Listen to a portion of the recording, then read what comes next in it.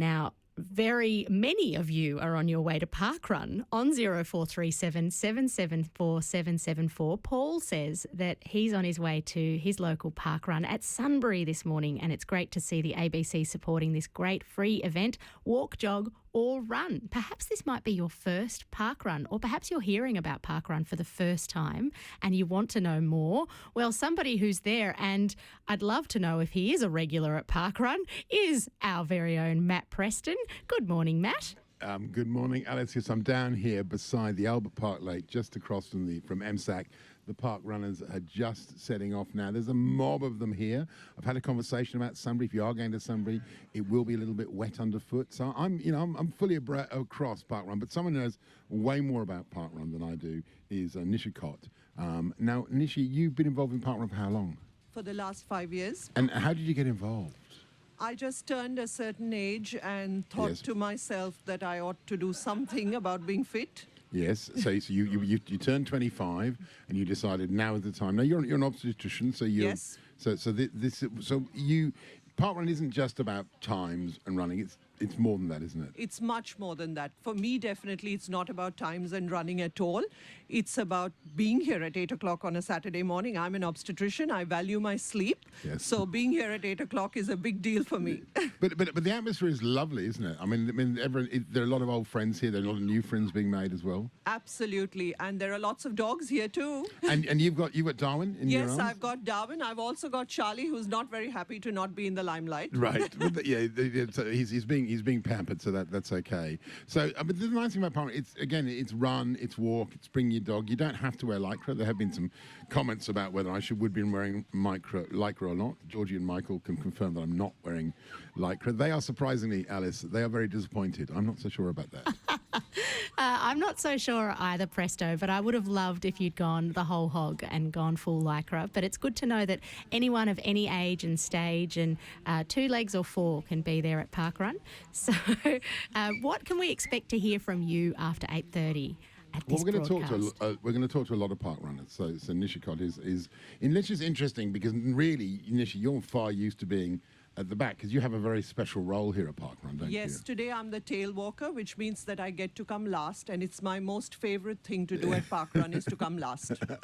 and that means you'll be possibly walking with Catherine Murphy when she gets halfway around. Yes, I will be. Who is running parkrun today, is fitting in, and Catherine obviously here after 11 with a cracking sport. So Francesca Cumani, Adam Gilchrist is here, and we'll be talking to the most famous runner in Australia right now. That's going to be a cracker. And then before, if you come down, we'd love to see you down here at Albert Park Lake.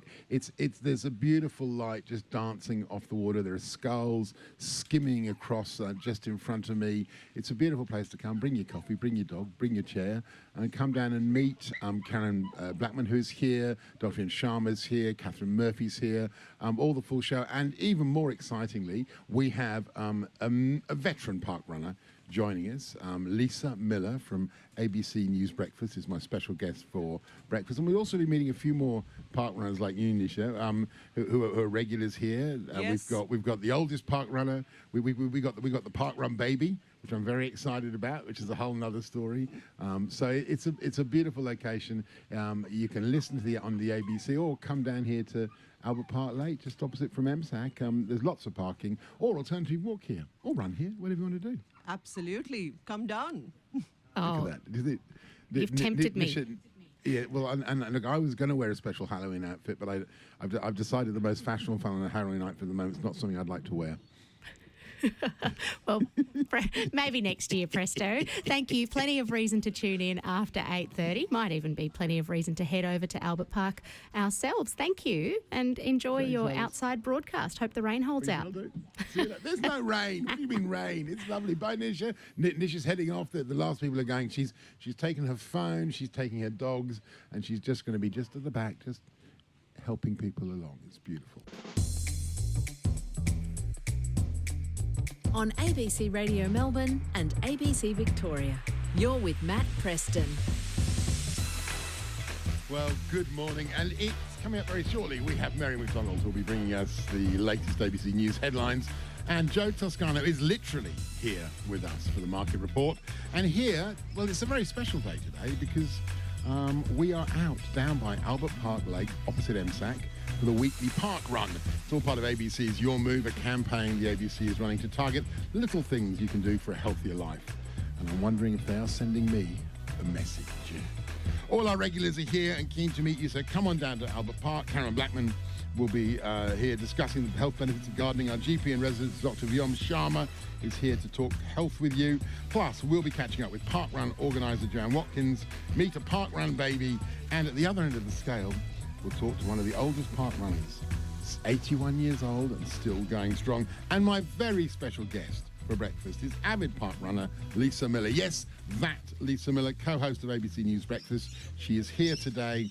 I wonder how she goes after a week of tough interviews and very, very early mornings. Surely she prefer a lion, I would have thought. Come on down to Albert Park.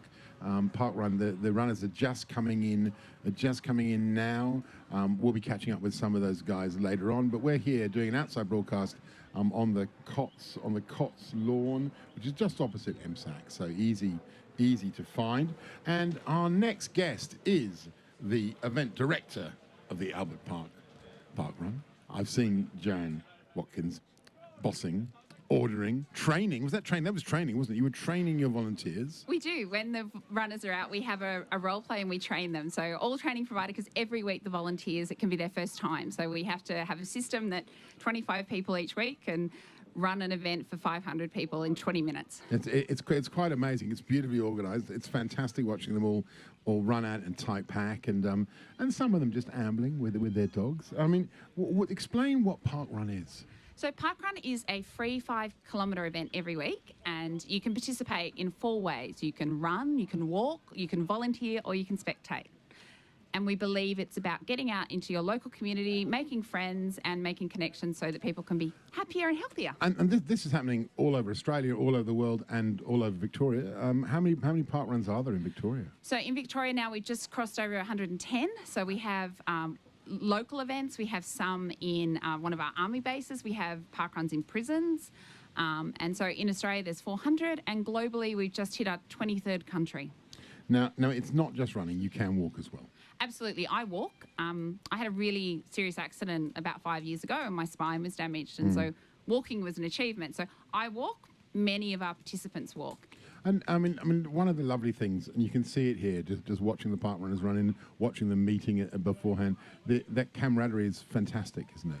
Absolutely. Parkrun, as adults, I think it's really hard to make new relationships and connections. Parkrun for people is a way to do that. Every week, anywhere in the world that you go, you can show up and have the same welcoming experience. And look, I mean, that making friends as an adult is a really interesting challenge. I think I was at an event last night. Most of the people, most of the 60th knew the birthday boy because they had 3 kids and they were friends from the school groups. That's how you make your friendship groups. But that's one of the beautiful things about Parkrun. There's none of that. It's all about just meeting up and having a fun time. Absolutely. When my husband and I moved to Melbourne 15 years ago, and when we came back as adults without kids, we found it really hard to make new connections, and our whole world changed from Parkrun. We actually bought a house 400 metres from the start line. We bought a house in Williamstown and we sold up and moved to the lake so we could be near Parkrun. And look, I love this thing that the park runners, they either very loyal to their parkrun, but they'll also, I met a couple from Sunbury who were down here. They thought it was a bit wet up there, so they drove down here to run in your parkrun. Yeah, parkrun tourism is a whole thing. There's apps and there's people, so there are competitions. So there's they have made up clubs. So the Pirate Club. So you have to do 7 C's. So 7 parkruns starting with C and 1 R. So 7 C's and an R to be in the Pirate Club. So they make up clubs. They travel. Brendan Peel is here today. He has a club named after him because he was the first parkrunner to visit a parkrun in every state in Australia. So you will meet people, and people are here because they want to connect. They want that relationship in somehow, whether it's running, competing, walking, or volunteering. Well, we got a number of ABC staff down here at Albert Park for this outside broadcast. Joanne Watkins, event director of the Albert Park Melbourne Park Run. Congratulations on an incredibly successful event and just bringing so much happiness from something that when you were a kid sometimes would bring you so much pain. Thank you. I always say volunteering is the best team sport, so it's wonderful. Thank you for being here. Thank you. It's lovely to be here. Thank you. That's Joanne Watkins, event director of the Albert Park Run. on ABC Radio Melbourne and ABC Victoria. You're with Matt Preston. Good morning, it's Matt Preston, and welcome wherever you're listening across the state and beyond, whether you're at Lake Eildon or Lake Bolac, Lake Tyers, Lake Wendouree or Lake Hindmarsh. Today, we are live down at the Albert Park Lake, opposite MSAC for Parkrun. It's all part of the ABC's Your Move initiative that's here to show us that little things can make a big difference to our health. We're going to go straight to another couple of special Park Run guests. Please welcome. I love this. This is like a headline. If I was working for a Red Top, this would be the headline: "We met at Park Run and now we have a baby." These are my very special guests: Yvette Radis and her partner Mark Champion, and also baby Leo, who's eating a biscuit and studying the world's largest strawberry. Yvette, Mark, welcome. Leo, welcome. How lovely to have you here. Thank you very much. Matt. So, Yvette, tell us the story. Oh, look, the story is that I'd been coming to Parkrun for about 4 years with a friend when she said to me, you know, we really should volunteer. We should start volunteering a little bit. It takes about 20 volunteers to run Parkrun. So I volunteered to be on the stopwatches. And there was a handsome man who was also on the stopwatches that day, who was Mark. And that was in late 2017. Right. And he asked me out on a date, and it took me ages to say yes. We joked that it was a 19th century romance. It went on and on and on. And yes, then we moved in together, and now we have a baby. So Mark, tell me about Leo. Has he done his first park run yet? How old was he when he did his first park run? Oh, I think he did his first park run in about 8 weeks. He goes in the pram each week. Yes. Yvette's much faster than me, so she pushes him most of the way. I make a token effort up the back straight for about 200 metres, but then he returns to Yvette. But he loves it, and when he goes in the pram, when he arrives, he literally says, "Go, go," and off we go in the pram. So he's a regular, and what a treat. Parkrun's been very kind to me, Matt. So 2 years. I mean, were you expecting to meet the love of your life, to the mother of your child? Were you expecting to? No, of course not. I was coming along to do my share. I was handed a stopwatch, and there she was with a 1,000-watt smile and a, fully renewable. I think I distinguished myself by stuffing it up, actually. I think I hit the stopwatch at the wrong time, and Mark was trying to fix it for me. It wasn't. It certainly wasn't the best 50 minutes of my life on a stopwatch. The results might have been a bit erratic, but it was great fun, and we haven't looked back. I think it's one of the challenges as a parent is that fitness, unless it's taking the stroller out. I mean, Yvette, what's your advice to parents who want to maintain their fitness?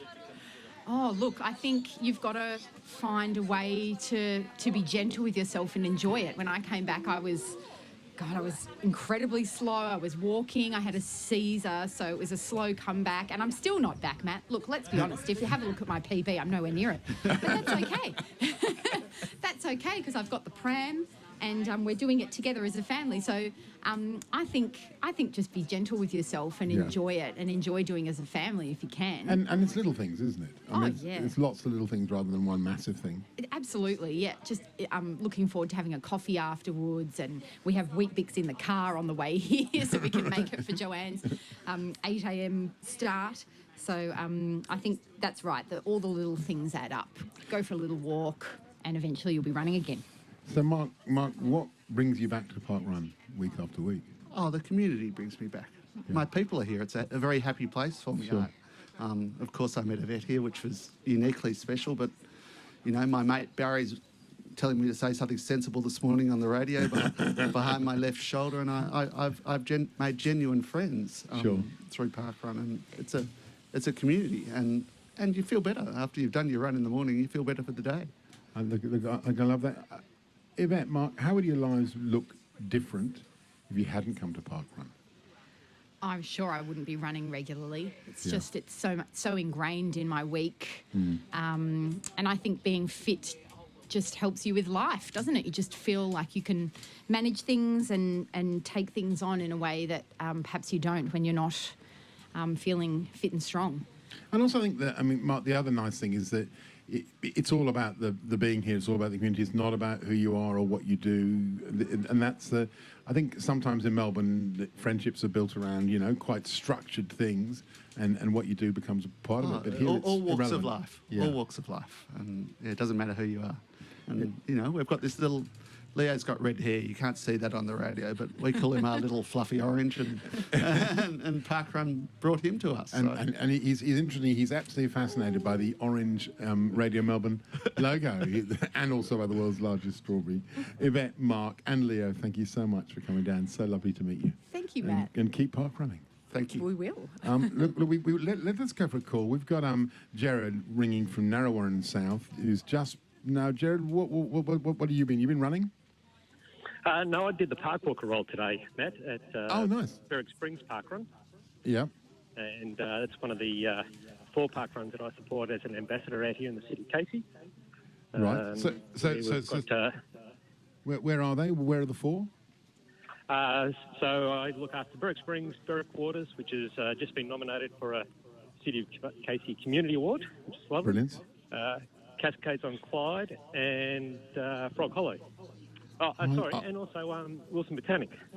Yeah, sorry, no, I don't. And what do you love, and what makes you stay involved in Parkrun?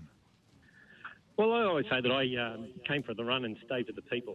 So it's, Right. I came into Parkrun a bit late, but once I did get into it, after a bit of a false start, I've been coming along every weekend, and it's made wonderful friendships. I always meet somebody interesting on the day. Today I was chatting with a few people that I've seen there quite often. Never really had a chat with them, got to know them, so that was lovely. And it's just a great community event out here. So we're very lucky in Casey. We've got 7 and a bit parkruns. And I say a bit because a bit of Dandenong Parkrun runs into the City of Casey territory. Right. We are quite lucky that also that the council has given such great support over the years. Yeah, that's hugely important. Jared, thank you so much for your call, and No worries, Matt. and long may you run, or volunteer, Yes. whichever joy volunteer. you prefer. That's great. No, I'm enjoying the volunteering. I just want to say that if you ever get a Saturday morning off, we'd love to have you out at Wilson Botanic Park. Wilson Botanic Park. I have a rule. I only run and walk with either a golf club or a tennis racket in my hands. I take my exercise that way. I have an absolute horror as a child. I mean, it's beautiful. I like to have somebody to think of rather than how much my knees hurt. Jared, thank you very much indeed for the work. Yeah, well, come down and volunteer, or actually just come down and walk, bring the dog. That's a lovely thing to do. Jared, thank you so much for your call. For almost 20 years, Lisa Miller has been one of the ABC's most respected journalists, but today, the co-host of ABC News Breakfast joins you for breakfast as a regular park runner. Lisa, welcome. Thank you very much. This is a bit special for me to be on your program, Matt, quite frankly. Not at all. not at all. You're down here. We're down here doing a news report for ABC Breakfast. You weren't even running today. But you're a regular runner here at Albert Park, Yeah, aren't I've you? done 96. I've done 96 park runs, but not just here. I've done them all around the world because I actually started doing them when I was in London for the ABC. And on a per capita basis, because it's one of the questions that's come in, are we the #1 per capita park running country in the world? The answer is no. We're number 3, UK, New Zealand, then Australia. And I think Poland's at 6. I did not know that. I did not know that. Pointless facts are what we do here on Saturday mornings on the ABC. Well, I can also tell you that the US is just starting to get into it, and, Americans could do with a bit more moving, I would say. I'm going to generalise in a very big way there, sorry. That's okay. But they've started getting them on the east coast of America, and that's fantastic. So Sure. I love it that it's just growing. What's the atmosphere like at a park run? Fun. Yeah. I reckon it's the only thing on a Saturday morning where you turn up and you're being applauded at 8:30 in the morning Sure. because you managed to walk 5K. It's like everyone's at the finish line going, yeah, that's great, good on you. I love it. And I love volunteering as well because people say thanks and they really appreciate it, and it's fantastic. I know a lot of people have spoken to you this morning already, Matt, about the community and the mental health aspects of it, Sure. but that was one of the reasons why I did start just getting completely addicted to it, because when I was in London, I was covering all those terrorist attacks and there was Sure. so much bad stuff going on through the week. And then on a Saturday morning, I'd turn up and I'd be in this happy environment and I could just step away from it all. Now I was going to be asking you about the sweet taste of success that you'd had from doing your park run today, your 97th park run today, but you didn't run. No. So I'm just going to ask you what we'd be having for breakfast instead, other than the sweet taste of success. Now, I know this is going to make you roll your eyes, but I have a complicated relationship with breakfast because I get up at 3 o'clock in the morning, right? Yes. So the idea of when you eat breakfast and what you eat, and a lot of thought goes into it. On a Saturday morning, I always have a bacon and egg focaccia and a flat white at a cafe down the road with my park run buddies. Right. I love it. And are we Why did you raise your eyebrows? No, then? I didn't, because I was actually thinking what condiment you might have in there. I'm sorry. Barbecue sauce. There is no judgment on this show, especially when it comes to what's for breakfast. Love the fact there can be anything. It can be last night's, takeaway, whatever you want to do. No, okay, well, that's what I have on a Saturday. But during the week, I sort of fast until well after the program's finished, and I get home and I make myself my favourite meal in the world, which is a goat's cheese omelette with a few little tomatoes scattered in before I throw the eggs into the fry pan. And then I'll toast some Turkish bread and I'll add in something I've also become completely addicted to, which is this chili oil that I found The crunchy chili oil? Yes, the crunchy It's the chili. secret of everything. Everything. You can get a $3 frozen pizza and put that chili oil on it, and you can think you're dining at a 5-star Italian restaurant. A little bit of hummus, that crunchy chili oil, pack of chili chips, sour cream chips, dunk it in, a little bit of lemon juice, and suddenly that cheap type of hummus becomes something that could be served in a fancy restaurant. Yeah, and the thing that has also completely made my omelettes is advice that Alice Zaslavsky gave me, which is to invest in a really good omelette pan. Yes. And so I forked out during the COVID lockdown years. I got it delivered and it changed my life.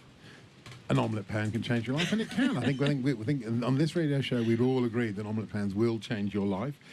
But growing up in Kilkevin, Thanks for pronouncing it right, by the way. Look, I can't tell you how many people mispronounce Well, I was going it. to talk about the famous chimney there, and of course it was the site of, I believe, an early gold rush. I think it's Queensland's first gold rush, wasn't it? Oh, now you're just showing Yeah, off. no, well, because it's called research, Lisa. It's what we do on radio. It's what we do. It's who we are.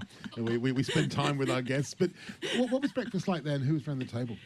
Around the table was my mum and my younger sister Trudy, and Dad was often away then. Sure. He'd gone into politics, and so he was often in Canberra. And for me, it was Vegemite toast. And Mum was not. She did not like being inside the house. She loved being in the garden. Sure. And every gardening show on the ABC, she was addicted to. And so we would often say, hey, Mum, when we were little kids, what's for dinner? And she'd go, oh, I don't know, scrambled eggs. It'd Right. be something super simple. And the older I get, the more I appreciate that feeling and the fact that she basically fought back against the expectation that she had to be delivering something special for us every day. Good on her. Now, what sort of student were you? Were you a SWAT? Were you the troublesome one? And were you at the tiny Kilkevin school? Yes, it was Right. tiny. Yeah. So it only went to grade 10, and there were about 120 people from grade 1 to grade 10. So it was pretty small. And what kind of student? Well, as if I would be the troublesome student, Matt. I don't know. I'm sensing a bit of mischief in Lisa Miller, ABC News Breakfast I was an host. average. I was a pretty average student, though. Sure. I mean, I worked hard to be, where I was, and it was pretty average. No, look, as monkeys are to cobras, so journalists are to politicians. So why the journalist cadetship at the Gympie Times? Why? Yeah, why journalism? Oh, why journalism? Oh, God, I wanted to be a journalist from the time I was tiny. I interviewed members of my family with tape recorders. I'd walk around the house going, da, da, da, da, da, da, da, da, and then I would pounce on my 4-year-old sister and ask her questions that, of course, she had no idea what I was talking about. Sure. And it was just always my dream. And the ABC, when you grow up in the country, it's the ABC and Sure. one other station if you're lucky. Sure. Well- And we weren't allowed to watch the other station because there were all those ads on. Yeah, which is fascinating because it's a thing that unites so many journalists from all different hues. I mean, Peter Cretton was saying that she has a very fond relationship with the ABC, and my eyebrows are risen because that's what I grew up listening to. Yeah. Look, Lisa Miller, you were part of the Walkley Award-winning team that broke the scandalous Vivian Solond deportation story. When you look back as a journalist and on the aftermath of that case, do you think the right changes were made at the Department of Immigration and the Department of Immigration, Multicultural and Indigenous Affairs? Yeah, no, but I look back on that story and I think I wished I'd gone even harder with the team that was involved in that. Yeah. And there was a team behind it that, I remember driving out to find the doctor who'd signed off on the document for Vivian Solon and, driving to Kingaroy where that doctor was and just sort of almost trying to have to fight that feeling of being intimidated and thinking, no, this is the right thing to be doing. This is, we've got to fight for people who are vulnerable yeah. and can't fight for themselves. I suppose the heart of my question is that as a news journalist and less so now, but you're breaking stories, you're bringing, you're inverted commas righting wrongs, but it does seem that so often stories get broken and the actual follow-up doesn't deliver. The arms dealers don't go to jail, the banking fraudsters don't go to jail. No, well, see, I'd challenge you on that because one of the stories that people do ask me, did I feel deflated by continually doing it, was the school shootings in the US when I was there. And that was important for me, and I became quite friendly with one of the mums and dads, Veronique Posner, whose son Noah was killed, and I spoke to her over the years and have interviewed her several times, and people have said to me, what did she get out of talking to you? And, did you think, well, what possible change could you make? Because you kept seeing the shootings. But what we've seen over the last couple of weeks are those court cases with Alex Jones, the far-right commentator, and, he's been hit with penalties. The gun companies have been hit with penalties. I do think that even if you question yourself for a second, that you can make change. Sure. And that must give you great satisfaction when you cover a story like that and you see a positive impact. Because is it for you about creating a change, righting wrongs, or is it about breaking a story? It's about giving people voices, and it's about making them feel safe and secure and knowing that you are not going to be adding to their trauma by sticking a microphone in front of them, giving them the chance to say what they want to say. Righting wrongs, trying to make a difference for people, for sure. I've not ever been driven by, I've got to break that story, that somehow it is some personal triumph. It is not how I've operated. Now, but a challenge because of where you've been and what you've done. I mean, you arrived as US correspondent. You arrived on... What day did you arrive in New York? In Washington, D.C. on December the 1st, 2001, so just a few months after the September 11 attacks. I'd actually been told that I was going to be the new North America correspondent on September the 8th. Wow. 2001, and I celebrated for a couple of days and drank a bit of cheap sparkling wine, anything else, and then the world changed, and I realised that I was going off to be a foreign correspondent, and honestly, I was so green, and I couldn't immediately go because you had to get the visa and you had to pack up your life, and I was married at the time, so my husband was like, well, hang on, like, let's just slow down here. And when we eventually arrived in December, Ground Zero was still smoking. You know, you remember that time. And then the entire posting that I was there was consumed with the Iraq War and the debate over the weapons of mass destruction. I was there at the UN when the then Secretary of State Colin Powell, you know, held up the vial in front of everyone and said, we know that there are weapons of mass destruction. I think that's another thing about this job, Matt, that I will never take for granted, is that you always have this front row seat to history. Sure. And David Malouf, the great Australian writer, said something once that just absolutely was like a light bulb going off for me. He said the trouble with being Australian is that history happens while you're asleep. Sure. And, you know, you wake up in the morning and you turn on the ABC radio and leaders have been deposed, wars have been started, so much has happened. And being a foreign correspondent, it meant that I was there as history was happening. What's the hardest thing about being a foreign correspondent? Is it with dealing with your fear of flying? Is it remembering your passport? Or is it remembering taking your fish out of the oven? Oh, too soon. You're hurting me with all those things. I mean, I'm just three things. They're clearly on the record. Lisa Miller, ABC News Breakfast host. This is the hard-hitting questions we ask. Yeah. I think it was basically being on call 24/7 and that you are so highly alert all the time that my phone would ring at 2 a.m. or 3 a.m. and I'd just pick it up and say, what's happened? Yeah. What's happened? I didn't sort of say, huh? Who's calling? It'd just be, you would be bang. Straight on. And it'd be the Sydney desk saying, there's been an earthquake in Italy or there's been a terrorist attack. We booked you on a 6 a.m. flight. And you would just pack your bag and off you'd go. And out the door, leaving the fish in the oven. Yeah, that happened. A beautiful thing to return to, beautifully aged. Look, you've made some great friends along the journey, one of which is former 7:30 anchor Lee Sales. Lee has a question for you. Hello, it's Lee Sales here. I've been a very close friend of Lisa Miller's now for, I'm going to say about 25 or 26 years. And I've got a question for Lisa, and she will be able to explain the significance of it to you later. My question is, Lisa, would you say that our friendship has stood the test of time? Explain. So after Lee and I got to Washington, D.C., we were on the same plane to start our foreign correspondent careers.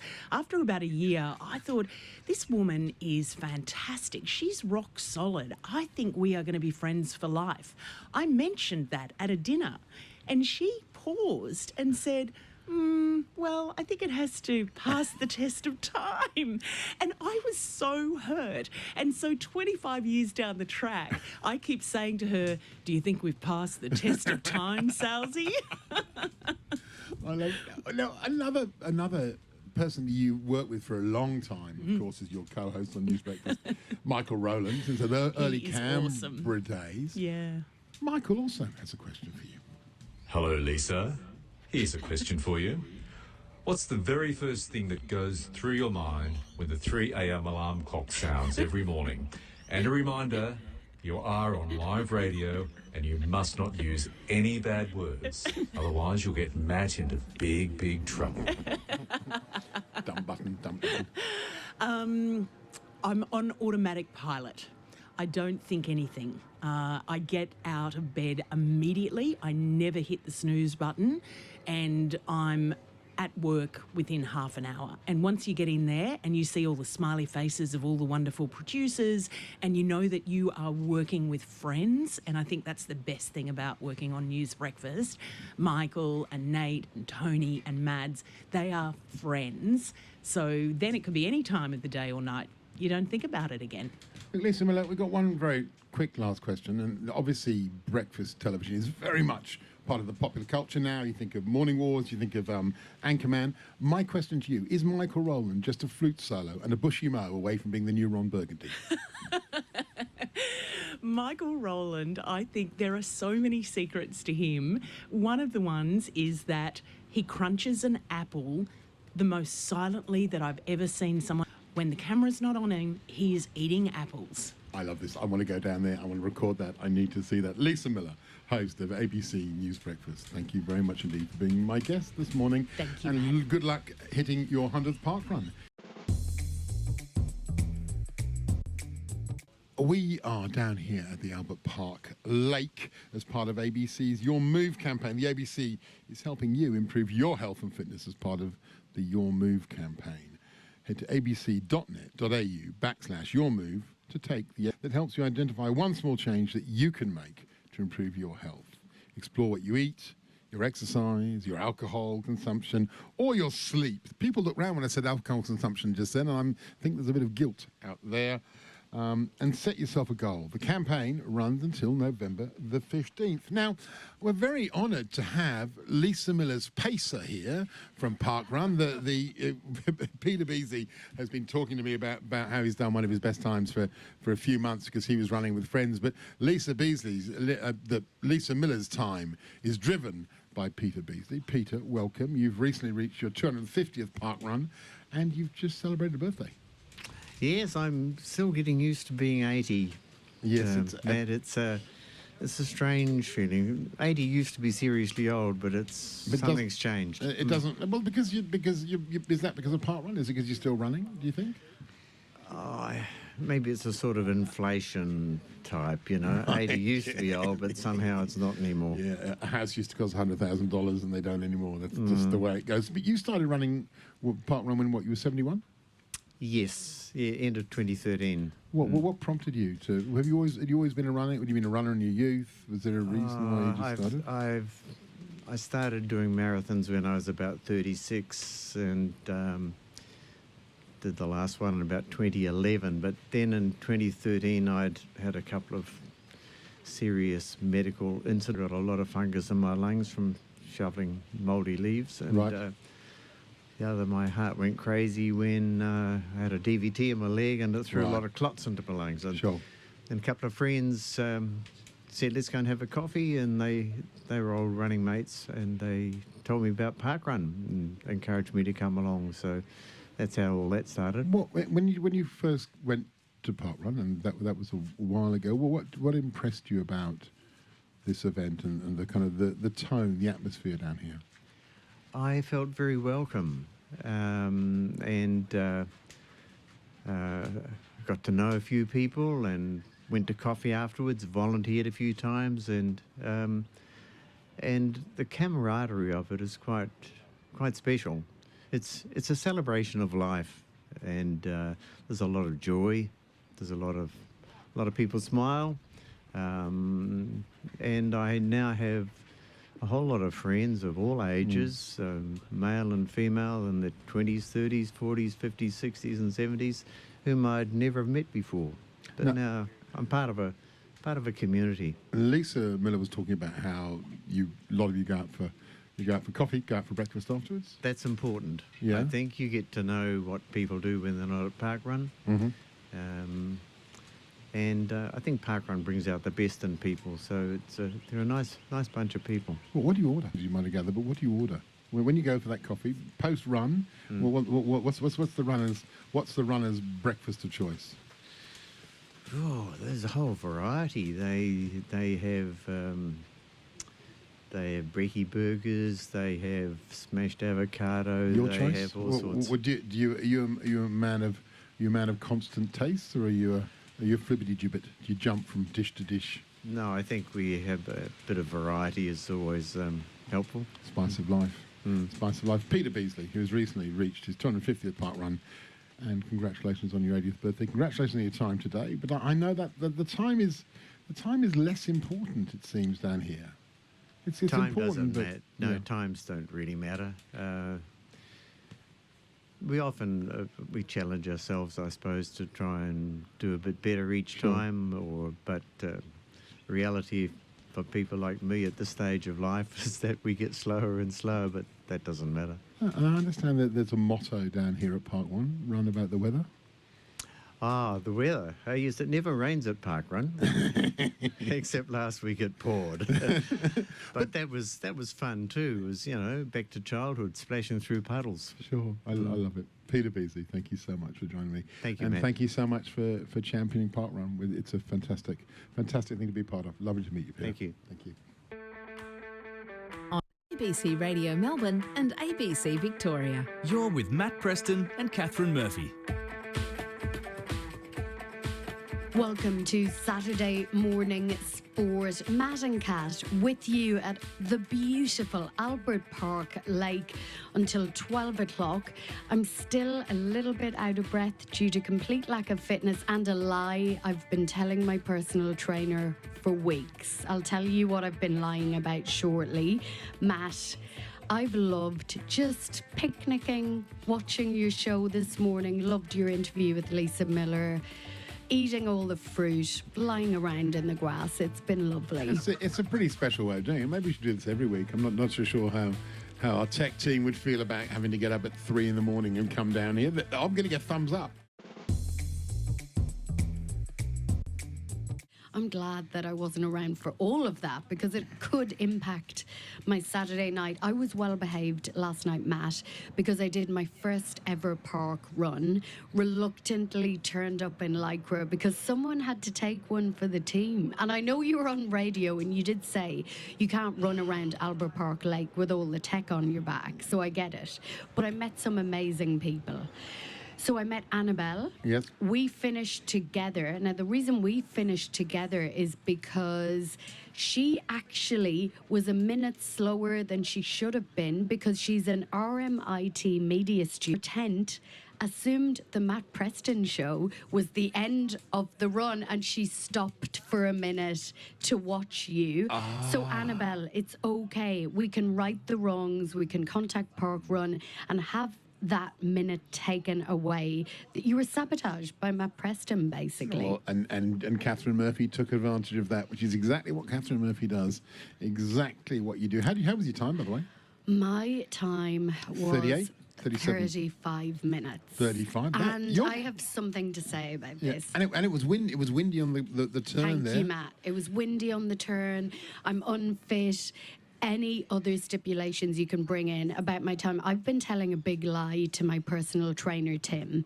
I see him once a week and he always says you need to do more sessions with me. And I'm like, Tim, calm down. I do 2 5K runs without you. I don't need you in my life anymore.